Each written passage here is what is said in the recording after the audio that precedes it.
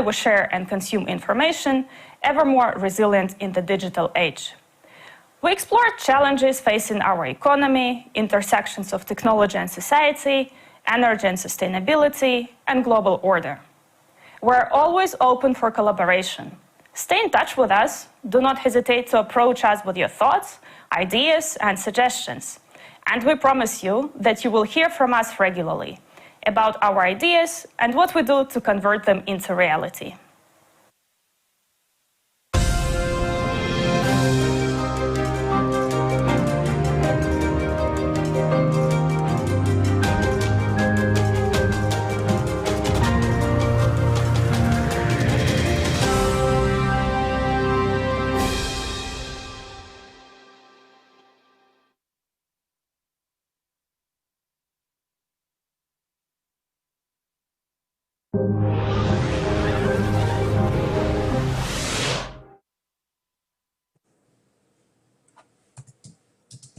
Hello, and good morning or good afternoon in Europe. My name is Mike Carpenter. I am the Managing Director of the Penn Biden Center for Diplomacy and Global Engagement in Washington. I am moderating this fantastic panel on pushing back against state capture, which is an important topic that has not been discussed in a lot of these international conferences in recent years, but is critical to understanding the developments in the region. As I see it, the geopolitical trend of the 21st century is one of competition between liberal democracy on the one hand and oligarchic authoritarianism on the other. And the two tectonic plates, if you will, geopolitically speaking, of liberal democracy and of oligarchic authoritarianism are colliding right in the center of Europe, in the region of Ukraine, Moldova, Georgia, Bulgaria, and the Balkans. And this tectonic clash is leading to wars, as we saw in Georgia and Ukraine, but it's also leading to a very important phenomenon of state capture, which I will define very broadly as the institutionalization of corruption in the political and economic arenas. It often occurs under the semblance of due process, but state capture really entails the capture, as the word implies, of the judiciary, of the media, of the courts, of law enforcement, of intelligence bodies.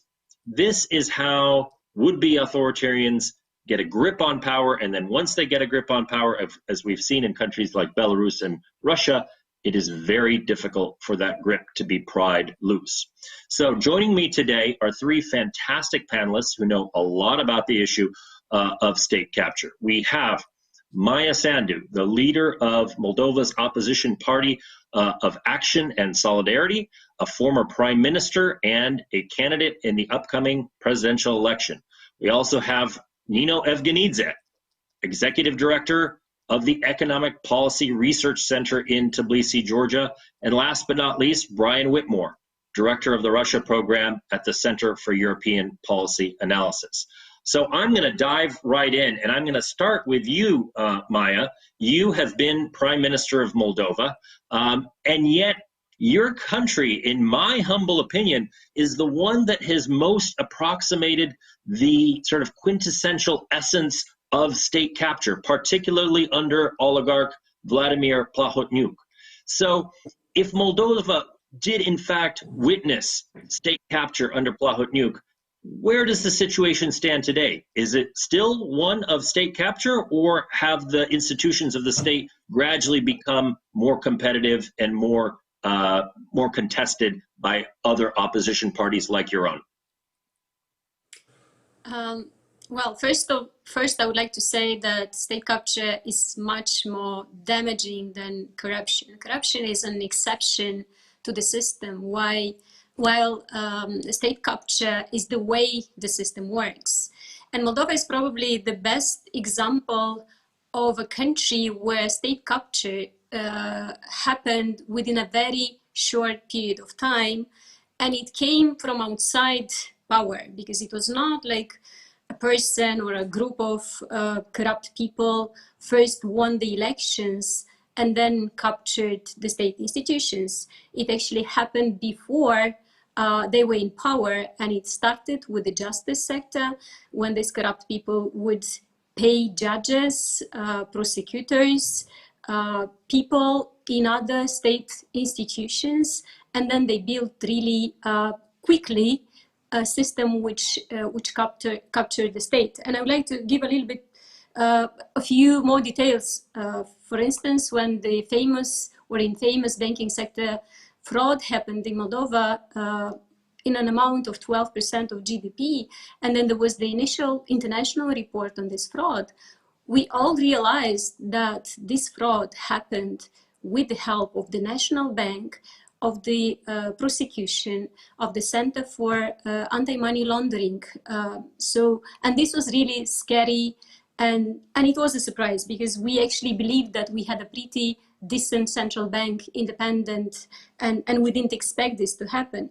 And then the next stage happened in the parliament when the party, which won just 15% of the seats, 15% in the parliamentary elections, in 2 weeks managed to swallow most of the other political parties, most of the other political factions in the parliament, and from this 15% got the majority. And all this was done through corruption, by bribing members of the parliament.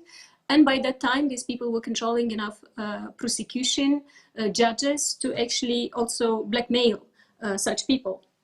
And then it didn't take them too long to start acquiring the mayors. So at some point, 80% of all the mayors in the country had to switch sides and to become members of this one political party. And even the political party was actually being captured by this one person, and this was Plahotniuc. It's not easy to dismantle such a system. It was pretty difficult to get Plahotniuc out of the system. But then even when he ran out of the country, for some 3 months, his people in all the state institutions were still expecting him to come back. And unfortunately, 5 months, of course, is not enough to dismantle such a system. The situation is better now in Moldova, but not because the current oligarch, who happens to be also the president of the country, doesn't want to continue with the state capture. It's just that he hasn't been able to capture yet all the institutions. But it has made it easier for us now to oppose the system, and then to find the people within the system who would oppose more resistance. But the danger is still there. We need to get rid of these people soon enough, not to allow them to build back a really fully captured state system.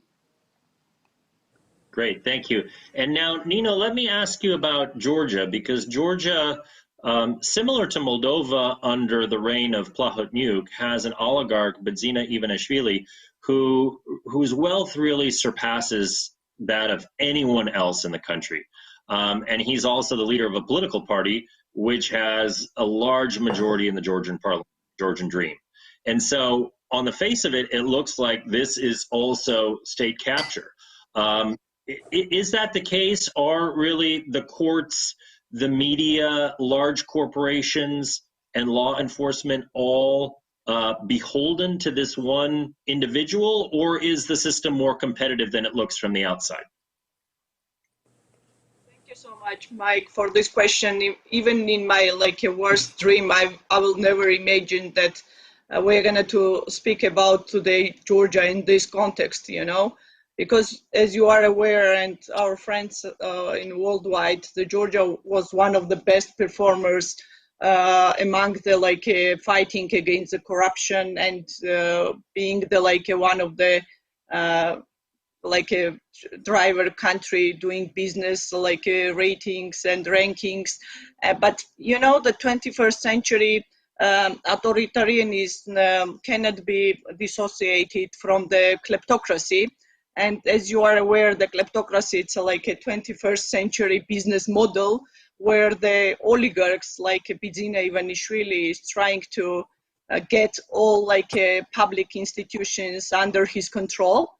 And you underlined this, that yes, he's controlling the justice system.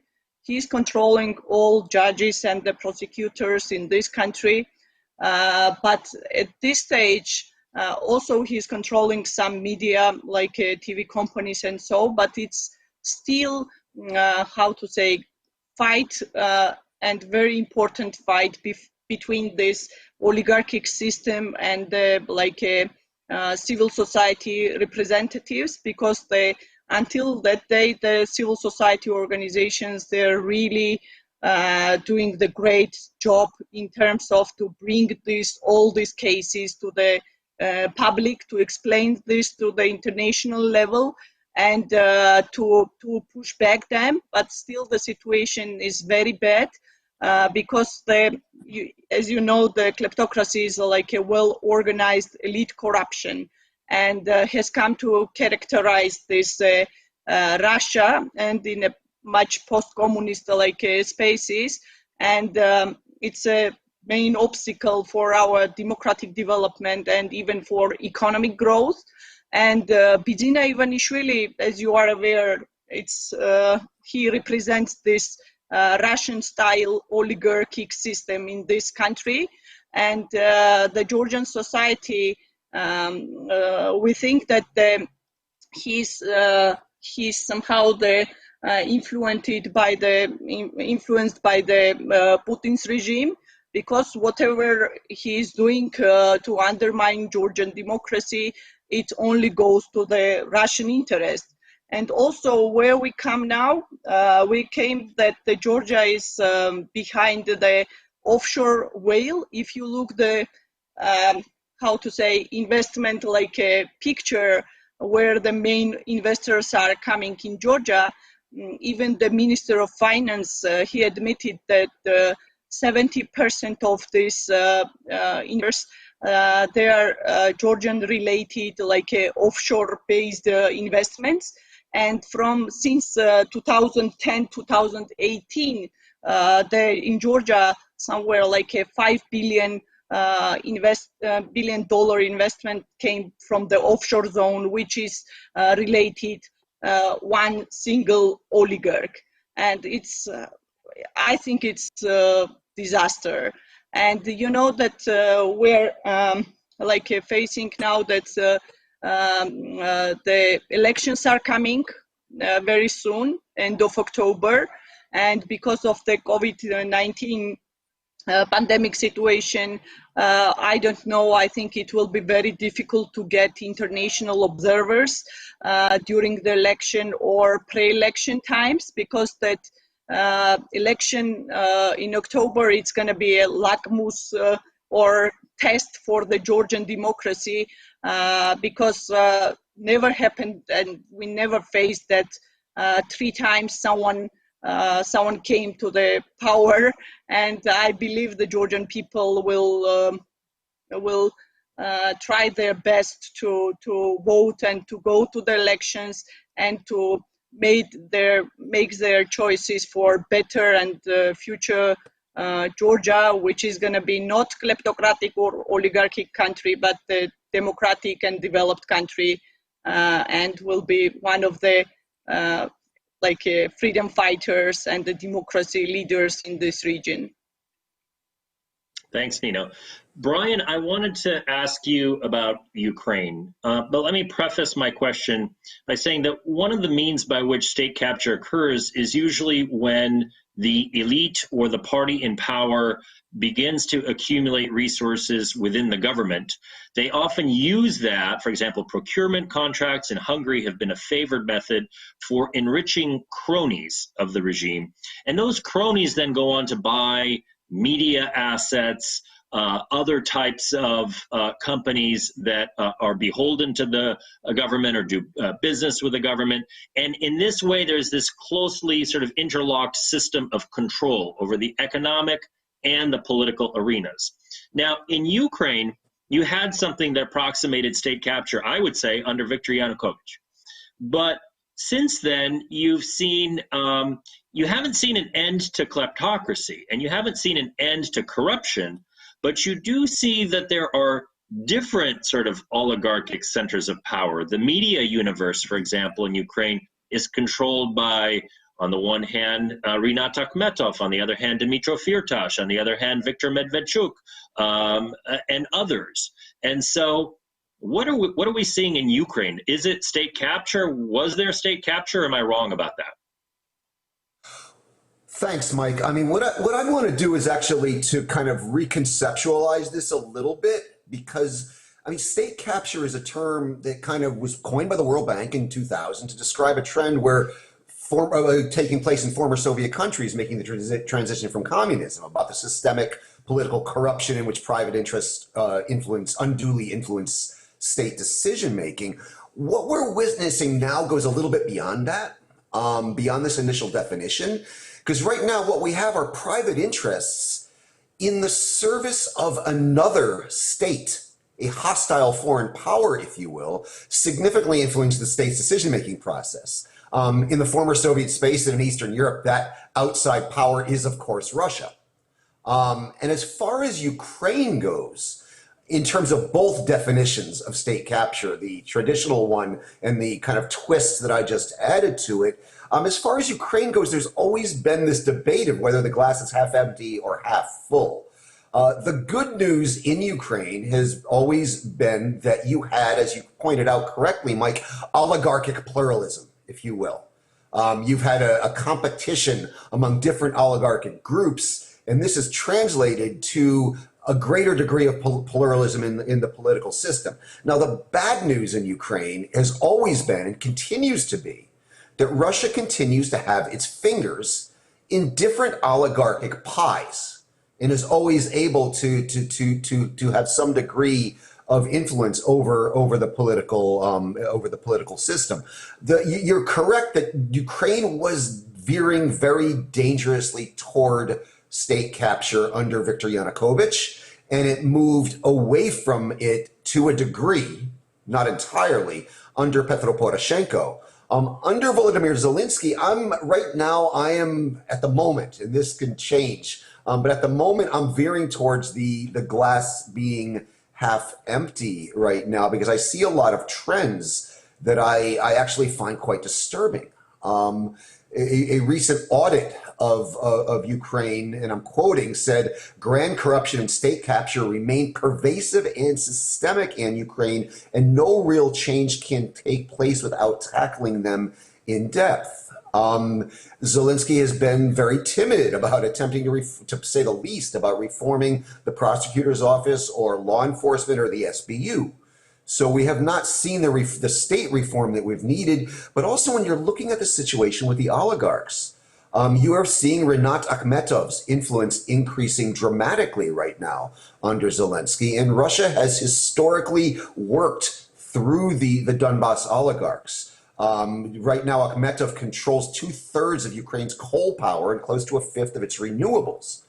And he was influential in steering the state away from nuclear and toward coal and renewables, where, surprise, surprise, he has most of his control. Ihor Kolomoisky, allegedly, according to Ukrainian press reports, allegedly made money by selling coal from Russia and Russian-occupied territories in eastern Ukraine to the state-controlled energy company Centrenergo. So you're seeing even Kolomoisky, who is seen as an anti-Russian oligarch, who has a lot of ties to Russia, and Medvedchuk. You mentioned Medvedchuk, who is of course a pro-Kremlin politician and oligarch. He reportedly has about a 0.25% stake in Ukraine's most popular TV channel, 1+1, according to Ukrainian press reports. Moreover, you see Russian financial institutions like Sberbank and VAB remaining a very active part of Ukraine's financial landscape, and therefore key vectors of influence. So again, the situation is mixed in Ukraine. The oligarchic pluralism kind of prevents one oligarchic clan from capturing the state in Ukraine. And it translates into a degree of political pluralism, but it also allows the hostile outside power, because we have state capture here. It's another state capturing another state through private sectors, or attempting to. Russia is able to keep its finger in a lot of oligarchic pies, and is playing a very long game in Ukraine, aimed at establishing its goals without even the need for a hot war in the long term. It's able to undermine Ukraine's democratic institutions and prevent it from becoming a fully functioning democracy. So, I mean, going forward, what we need to know about Ukraine is the degree to which Ukraine's oligarchs are still invested in Russia. Because like I said, there are two levels of state capture here. One would be a problem all by itself if there were no Russia. But when you add the Russian factor onto this, and this I would add is also, I see this problem repeating itself, not just in Ukraine, but in Georgia and Moldova and elsewhere in Europe as well. So, and I'll be glad to expand on anything in the That's the point you raise. I want to pivot from this point because I want to leave enough time. We have a short discussion to get to the solutions of how you undo state capture. But on this geopolitical point that you've just raised and that Nino touched on as well, in fact, all of you have, of outside powers and principally Russia utilizing state capture to be able to channel its influence into these countries. But I wanted to ask Maia, because Vladimir Plahotniuc was seen in the West as a pro-Western oligarch. He presided over a system of tremendous state capture, as you yourself said, especially with the local officials, with the mayors, who were told, you know, you don't get a new school or a new kindergarten or a new senior center unless you join the ruling party. And if you don't, there will be unmarked cars that trail you 24/7 and intimidate your family members. And, you know, I have spoken to local officials in Moldova who have cried, shed tears in my presence because they've been so stressed out by this pressure that was put upon them. So you have this system of state capture, and yet it appeared to many in the West that it was pro-Western. Was that the case, or was it manipulated behind the scenes in a direction that was not quite so pro-Western? Well, definitely it was a manipulation by Plahotniuc, but he managed to get some support from some people in the West. By doing so, he discredited the Western model of development and the pro-European way of Moldova, and this was very upsetting. By doing that, he was trying to divide the country and to diminish the resistance against his regime in Moldova. But then at the end of his story here, we saw video recordings where he was negotiating with Dodon the federalization of the country, which is the kind of the solution that Russia is suggesting for the Transnistrian conflict, and is something that we do not accept, which is a proof in the end that what mattered for him was money and power, and it was not about the West or the East. It was about himself and about his interests. But unfortunately, he did use the pro-European rhetoric to try to cover for the abuses that he was making. But what kind of a pro-European he could be when he was just taking people's businesses, putting them in prison, opening criminal files against mayors, arresting opposition and so on. So of course this would just go against everything that the EU and the West promotes. But this made our fight against him more difficult because he was using the geopolitics in his favor. Great, thank you. So now I want to pivot a little bit and turn to some of the solutions since we have so little time left. So I'm going to start with you, Brian, and then I'm going to turn to Nino. We have NATO, EU countries where we see state capture. I'm thinking of Hungary and Bulgaria as the two primary examples. So if large international blocks of democracies cannot prevent this from happening within their ranks, it would seem that it would be much harder for a country like Moldova, which is sort of nestled between Russia and its influence and yet not fully integrated into Euro-Atlantic structures, to be able to break out of this stranglehold. What can, and I want to turn to some of the local solutions in a second, that's what I'm going to ask you about, Nino, but what should NATO and the EU and the West more broadly, the United States and its European allies, be doing to shape the field so that this doesn't happen?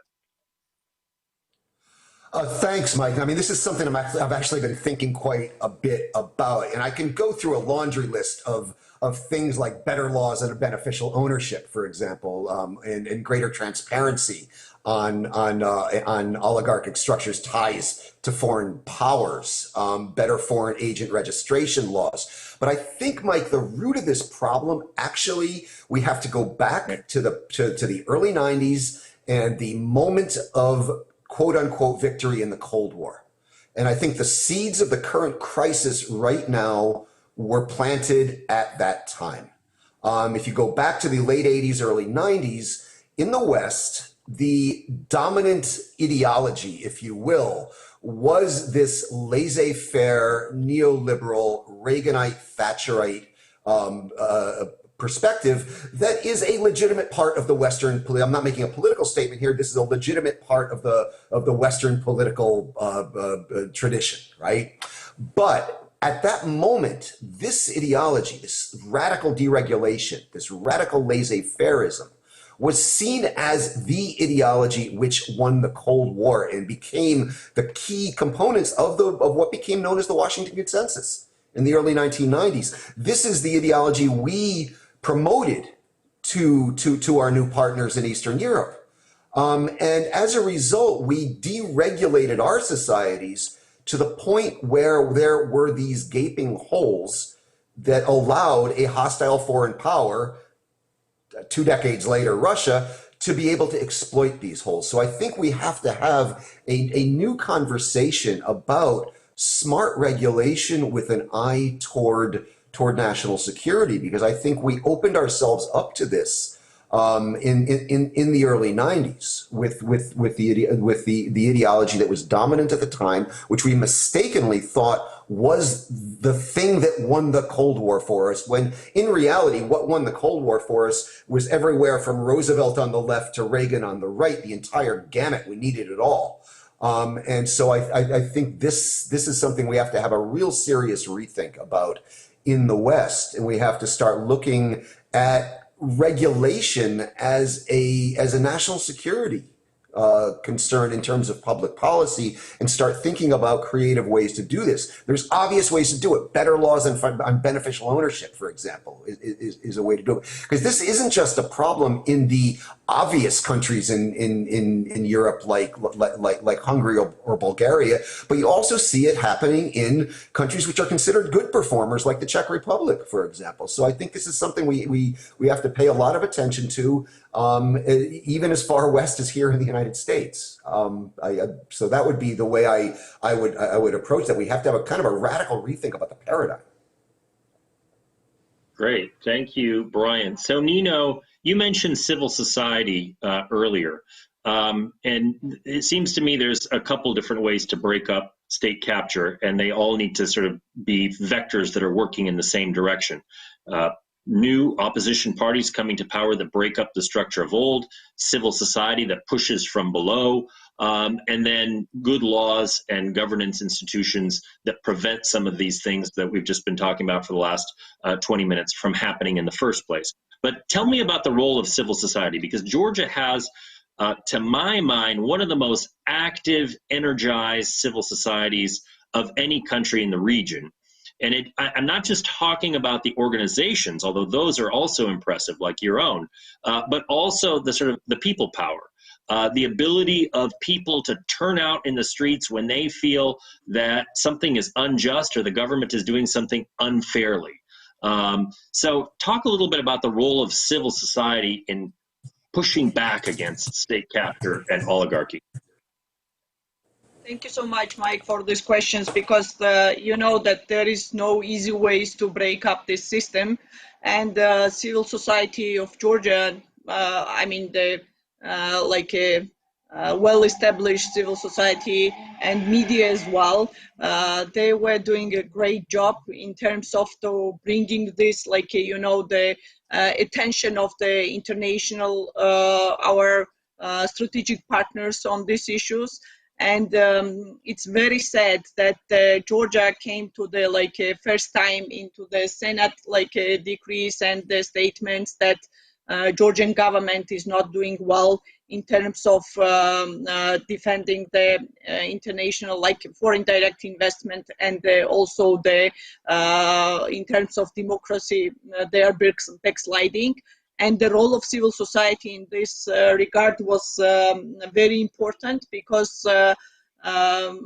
we ourselves well organized this fight or pushback to the oligarchic system, because we think that this oligarchy is how to say, issue of our national security, and because this undermining the Georgian democracy to be a democratic country is like a main how to say main idea for Georgia, because why our strategic partners and allies loved or supporting the Georgia, because we were always fighting for these values and the freedom in this region, and we were like you know, the trendsetters in this region, and to giving an example to the rest of our neighbors or in the like countries in the region, that if Georgia is going to be surviving this battle, then other countries also will follow us.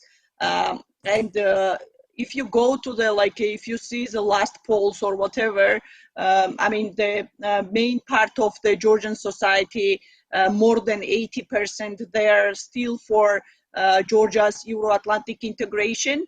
And this support mainly done by Georgian non-governmental organization and the civil society, because we are just like going everywhere in rural areas and spreading this information, and not fighting against the Russian disinformation with against the propaganda, but just on time proposing the true. And we think that the role of civil society in terms, again, to pushing back to kleptocratic system or oligarchic system, I'm like very hopeful on this regard, that we're gonna to intensify our like watchdog function during the election or pre-election time.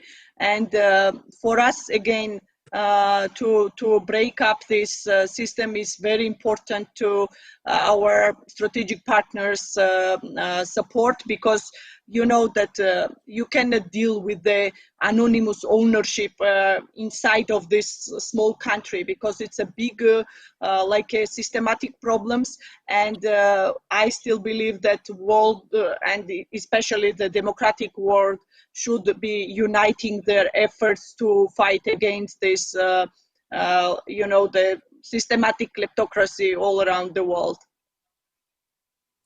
Great. And it's now come time to take questions from the audience. And we've already got one. I encourage other people to submit questions in the chat box. But before I turn to that one question, I want to just wrap up with Maia Sandu and ask you about the politics of this.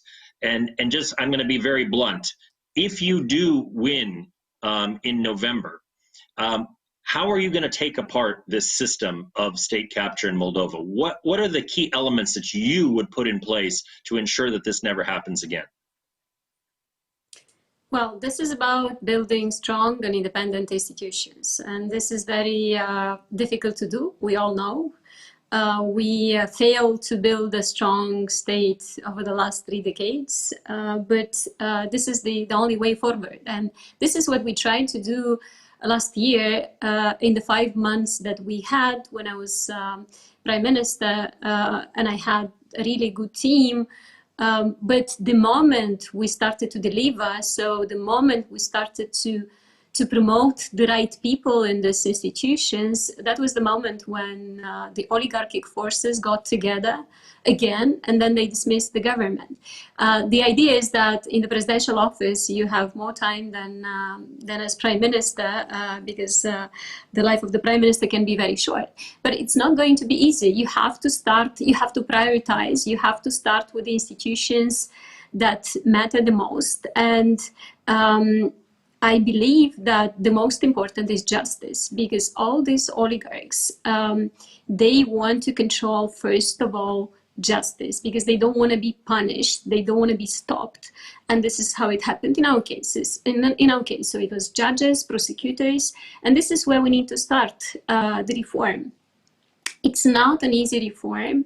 Sometimes what the international community advises in terms of the legal framework might not be the best for the specific country in the specific situation. For instance, during Plahotniuk's times, the international community kind of promoted the law and it was adopted, but it didn't help. It is an ideal law on paper, but for our specific situation, even though it said no political interference, prosecutors promote other prosecutors, prosecutors from within the system select the prosecutor general, but Plahotniuk would use, different instruments. He would just go to these people, to the people with integrity, to the prosecutors with integrity. They would just go to his families and then try to, intimidate them and tell them not to run for one position or another. So it doesn't help.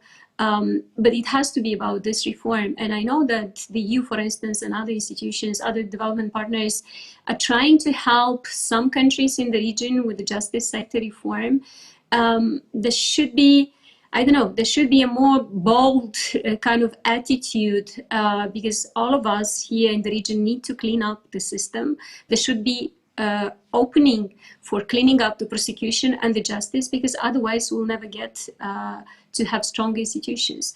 So I would start with the security issues and the institutions which are supposed to provide security for the country, and then with the prosecution, with the justice sector, and then from there it would be easier to move to the other institutions, state institutions, and to make them independent and to strengthen them.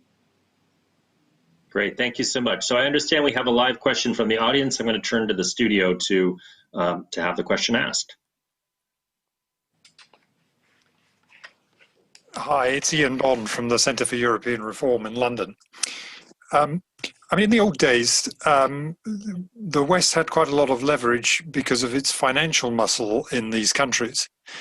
You now have China with the Belt and Road Initiative.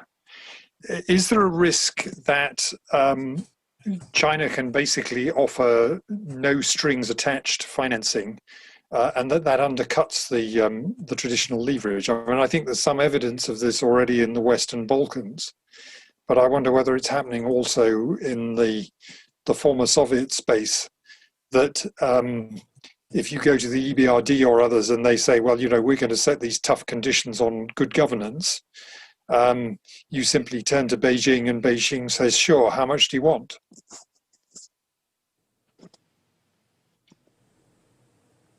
Who would like to take that? There have been discussions in Moldova. There have been discussions in Moldova, but I haven't, sorry. Go ahead, Maia, go ahead. So I was trying to say that Oops. Sorry, it's not happening in Moldova yet. There have been some discussions. In Moldova, the current government has been trying to replace the Western support by Russian support. But the discussion on $200 million has been there for half a year now, and it's not clear whether this is just an empty promise or this is going to happen. So in our case, Russia is being presented as an alternative, not China. Yeah. Brian, did you want to chime in? Yeah. Okay, go ahead, Nino. I just wanted to add some a point that as you are aware, Georgia signed the agreement with China a few years ago, and to get the free trade agreement with China, but still there is no a significant rise of the China investment in our country, and it's the same situation here. I agree with Maia that in Georgia it's also a more dominant is a Russian influence, China influence. It's not, at least at this time, we're not facing this problem.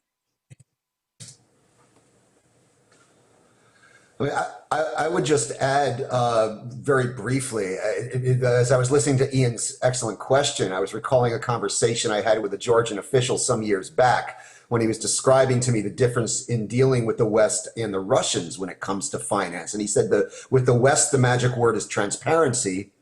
With the Russians, the magic word is kickback. And as I was listening to Ian's question, I was thinking, what is the magic word with China right now? And I'm afraid I don't have an immediate answer to that question. But I would suspect it is it's some degree of political control. Great. Okay, so we have another question here from the audience. I'm going to read it. It's from Andrei Matishak, and it says, in Central and Eastern Europe, we probably know a thing or two about state capture. We were happy to receive help from the U.S., but, and I am being deliberately provocative, he says, watching Donald Trump using the White House like his political prop, maybe we should advise Americans on how to fight state capture, don't you think? And of course, it seems that Trump can be an example for all aspiring state capturists around the world. And he is taking something from their playbooks. Well, as moderator, I'm very tempted to answer this question, but that's not my prerogative. So I'm gonna turn this to you, Brian, and let you answer. I mean, you know, I wish I can just dismiss that as whataboutism, but I'm afraid in the current environment I cannot. And what happens here in the United States matters a lot. And the example that is set here matters a lot. And I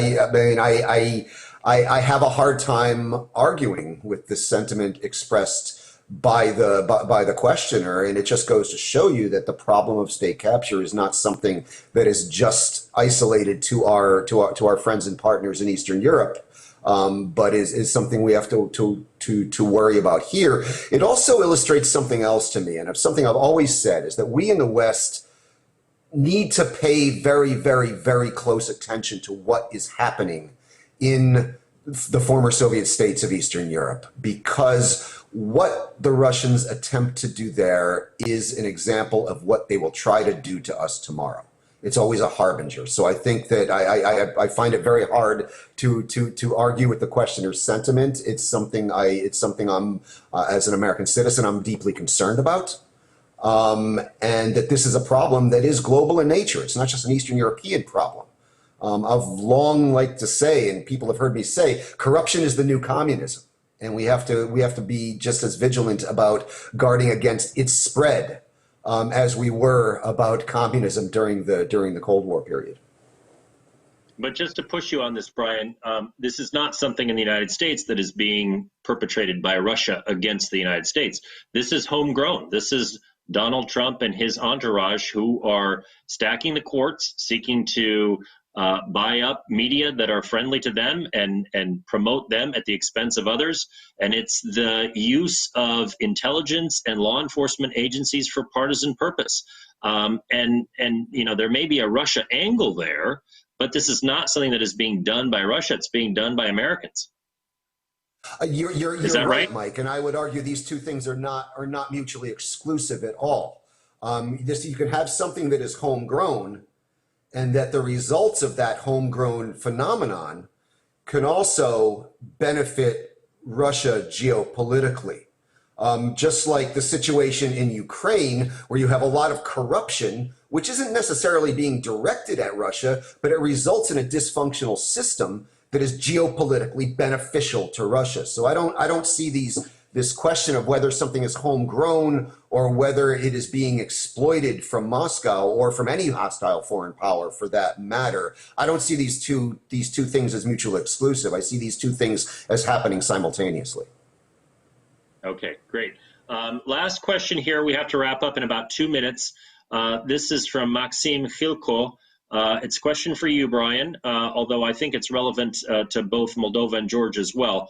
So I'm going to have you answer very quickly, and then I'll give final words to Nino and Maia. But the question is this: what can be done in Ukraine and in other countries of the region to turn our oligarchs into normal, strong businessmen who will make our countries more resilient and not weaker under Russian pressure?